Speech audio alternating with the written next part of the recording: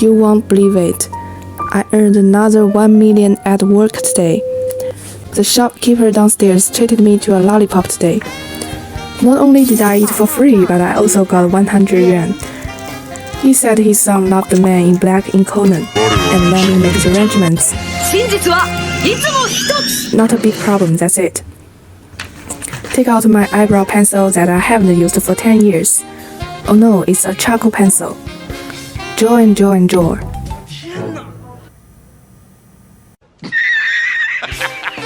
Oops, made a mistake. Try again.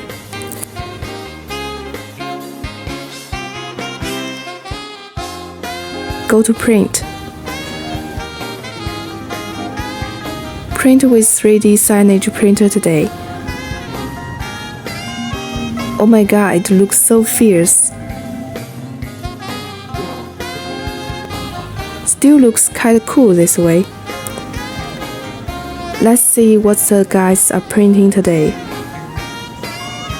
It's printing logo. This should be Journey Turtle for kids.